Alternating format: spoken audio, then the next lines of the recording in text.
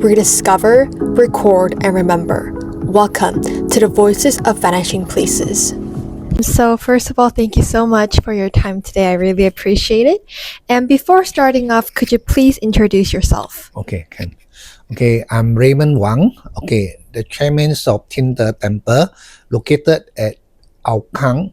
Okay, opposite the block 309 coffee shop. All right, thank you so much. So I'm aware that you're the chairman of Tian De Temple. So can you please tell us about the historical development of the temple? Okay, Tian De Temple initially is not located here. Okay, actually, they are all together. There are 4 temples.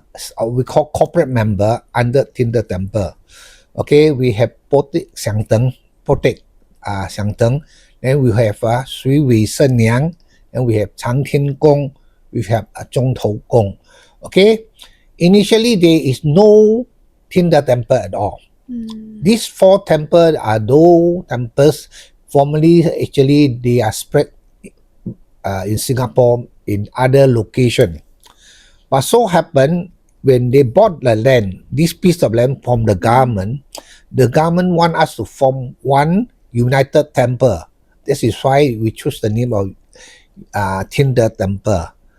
The Potek Xiangteng actually is located at present place at Bali Road, somewhere near Bali Road there. And Sui Wei Shen Yang is located in Kang. Okay, Chang Tian Gong and Zhong Tou Gong is located near Kang. Okay, they are all at different locations. Because they want to purchase this piece of land, that's why they form a Tian De Temple. Because at that time, the government only want to deal with one organization instead of 4 organizations. That's why they form the Tian De Temple. Okay, that's a great story. And my next question is, what motivated you to become the chairman of Tian De Temple? Okay. I mean, actually, the vice chairman of Sui Wei Shen Yang. But Tian De Temple is a united temple. So each temple must nominate 5 members to be the committee of Tian De Temple. So the numbers of committee members are 20. So I'm only one of the members chosen by the Sui Wei Shen Yang to be the general affairs officer of Tian De Temple. But so happened, the Tian De Temple chairman passed away a few years later. So they want me to become the chairman of the Tian De Temple. This is why I become the chairman of Tian De Temple. I see, that's great. Okay, so I'm actually aware that Tian De Temple has some kind of alliance with Pro Bono SG. And then as the chairman of the temple, why did you choose to partner with Pro Bono SG? Okay. This Pro Bono SG, we call the Pro Bono Legal Service. Okay. The idea is not come from the temple. At that time, the Kang CCC chairman, we have every place we have a CC. Singapore we call Community Center. The chairman of Kang Community Center approached me together with another lawyer, a senior lawyer called Richard Xiao. Actually, he is the ambassador to Pro Bono. So both of them visit me and told me the concept of Pro Bono legal service. I have some idea about the Pro Bono service. Okay, actually it's a free service. Okay, provided to the low or less privileged family or individuals. So they asked me, can the temple accommodate them or not? So I asked them, did you approach other temple or other religious organization? Actually, they told me it's a government idea. They established a Pro Bono office, legal service, in the religious organization, whether it's in the churches, mosque, temple, or any organization. So I told them it's a good idea. I can take it. I can accommodate you all. But the problem is that we don't have extra space for them. Every temple, the 4 temple, each of the temple have fully utilized their space. So I don't have extra space for them. So I brought this idea to Tian De Temple, the central committee. Most of them refused to take in pro bono legal service. I explained to them, actually, it's a good deed that we do for the Singaporean and the PR. It is very good. It's a charity activity. I told them I already agreed to the 2 gentlemen. So definitely this have to implement. If all the committee disagree, then I will step down as a chairman of Tian De. You all choose a new chairman because you all don't have the same direction and thinking with me. So it's not easy to run the committee anymore. At the end, they agree. They agree to my suggestion.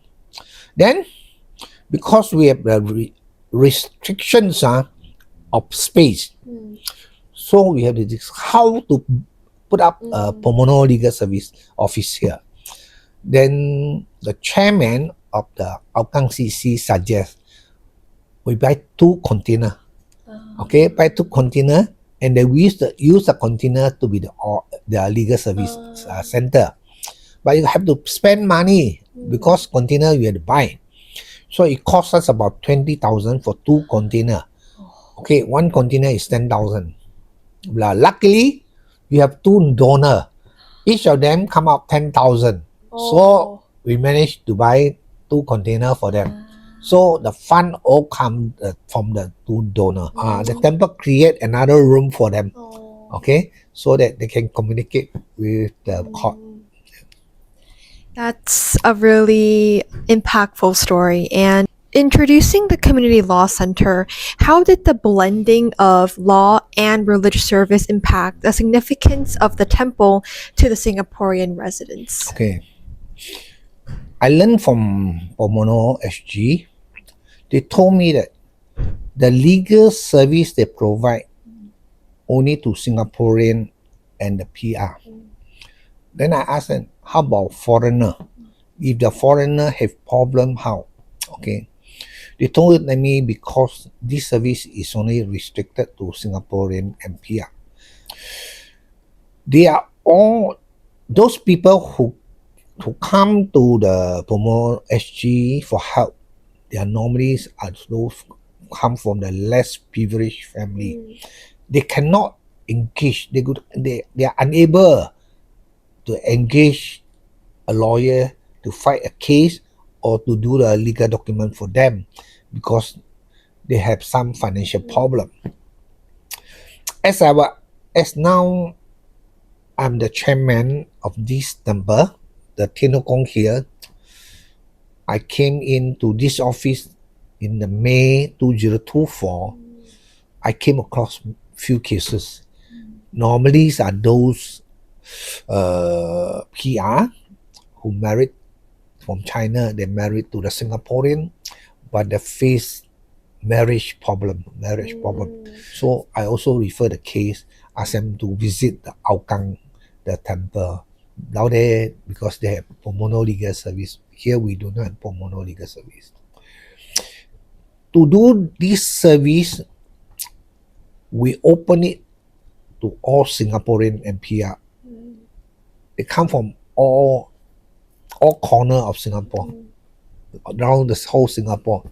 I think the first years, I think it's about 800 cases. I think second year it come up to almost 1,000 over, because our agreement with Pro Bono Legal Service is like that. We provide the space for them, but we will not interfere their job. Okay, we don't interfere their job. Only when they have visitor come to visit Pro Bono, they want us also come along, then we'll get involved. Other than that, they are very independent. So, regarding the temple, what are the typical demographics of the temple goers? Like their ethnicity, their age?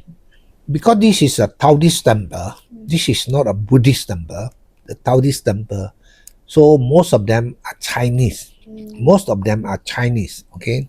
But if you visit the temple, you will notice that they actually have some Indian devotee visit the temple because one of the corporate member, one of the temple there, they also pray to an Indian god. Okay, Danesa. Okay, because they have some Indian devotee, so sometimes you will see that there are some Indian also walking into the temple. But Taoist in Singapore, I would say that it's a decline. It's a decline trend. The trend is declining because most of the Taoist believer are quite senior citizen. Most of them are quite senior citizen. We have some young devotee, but not many. Partly is because Taoism is not easy to understand. But actually, Taoism's praying is simple. But Taoists don't propagate their religions. They don't propagate. They normally is the parent are Taoists. They just impart their knowledge to the next generation. But sometimes parents also have limited Taoist knowledge. So it is not easy to propagate because they are different from other religions.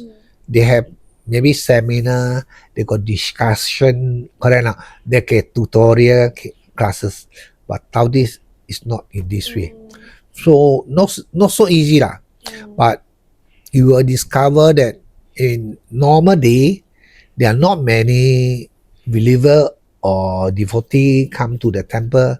It's only when come to the big event, maybe the deity birthday or some Chinese calendar, the lunar New Year.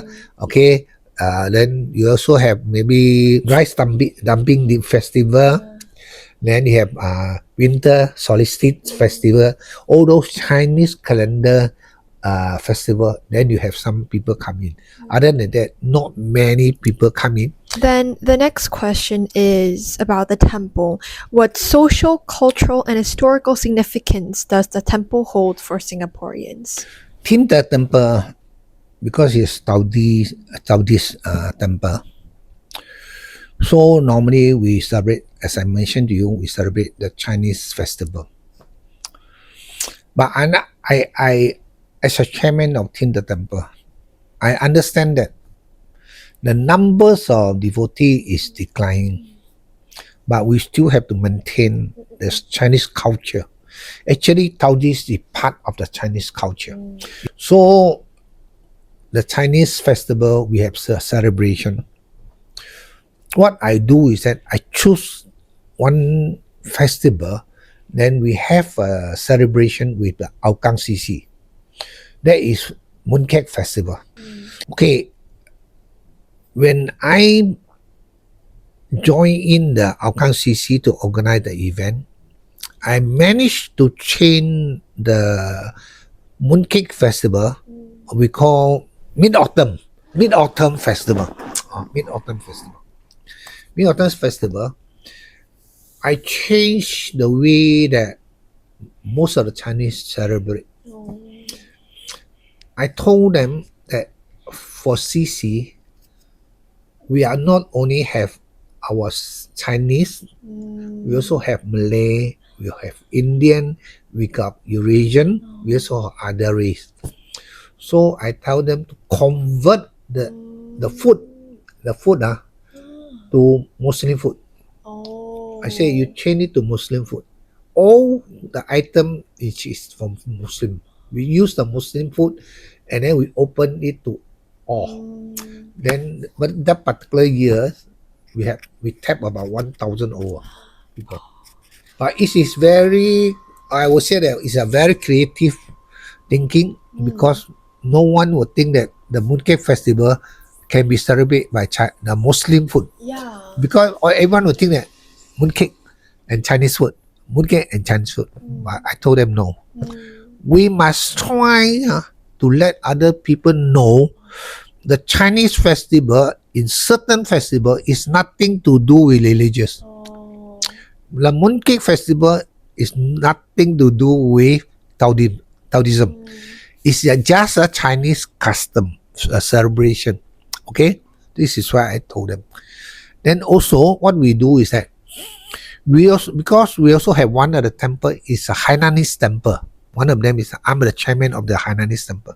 So I would like to see the Tian De Temple, a Chinese temple, can try themselves to integrate it to the Singapore society.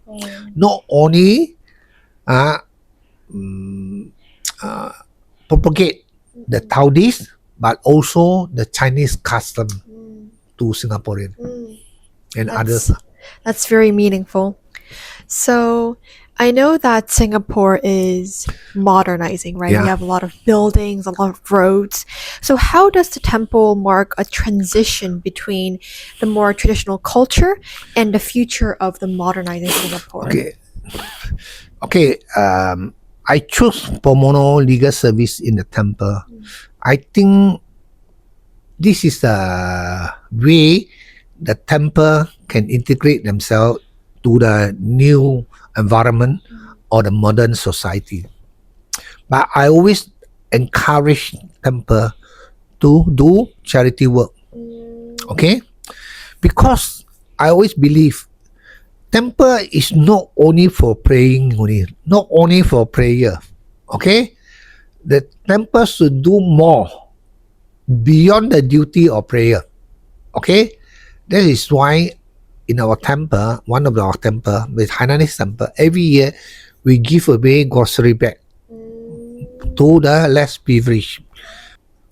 Okay, so I think to move more charity work, you may inspire some youngster or you may induce them to come to the temple to do voluntary work.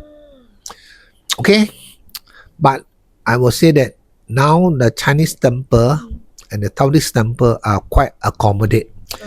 Okay, like our temple downstairs, we have some committee are Catholic. We also don't mind. Why? As long as they want to contribute, they want to do charity work, we don't mind. That's why we got about few Catholic actually is our committee member. We don't mind. To us, I think we have to change the mindset. Okay, change the mindset that we can accept other religions to do volunteer work and to perform some praying work. It's okay to them. So in order to maintain these temples, what kind of efforts are needed to preserve historical sites like Tian De Temple in Singapore? What we can do is that we must try to create some event or some tradition to fulfill the modern society requirement. If we don't do that, then this particular religious will die off. It's just a matter of time. So what do you do now? We promote food. We promote the Chinese food. Okay, there are some Chinese food you can't find now in the market or in the society because the demand is not there. But the temple still maintain it. There are some food you can find all this food from the temple, the traditional food, but outside you can't find. This is the only thing that I think temple can do and do their part. It's good for the society, it's good for the temple. Temple need to modify themselves to suit to the modern society. Okay? But the society also need to accept the Taoist temple because it's part of your life, your tradition. Okay? That is what I think that we can do. Okay. Although we are Chinese temple, this particular temple, we are Chinese temple also, we conduct interfaith seminar in English. That means we invite Muslim, Buddhist, Hindu, then we also invite Catholic, Christianity come to the seminar, and then we conduct the seminar in English instead of Chinese. I think we are the first Chinese clan or Chinese temple conduct the seminar, Taoist the interfaith seminar in English. Yeah, so we need to change the concept. Okay, like last year, this particular place we do satay party. Then in order to get all the youngsters come in, we do durian party. We also do durian party here. Okay, so we also conduct this one particular deity, the Chinese deity we call Wen Chang Gong. Okay, why we conduct as event for Wen Chang Gong? Because Wen Chang Gong in charge of the student education, and also your official rank, your promotion rank. You're in charge of this area. So we do a seminar, event here. Then we attract a lot of students. Yeah, this is the way lah. I think we can improve the temple image. Okay, that actually we are not so old-minded. We are not so outdated. Okay, I think that's what I think I can say lah. Right. Thank you so much for today. Thank you for listening. VVP will come back with more stories, more voices.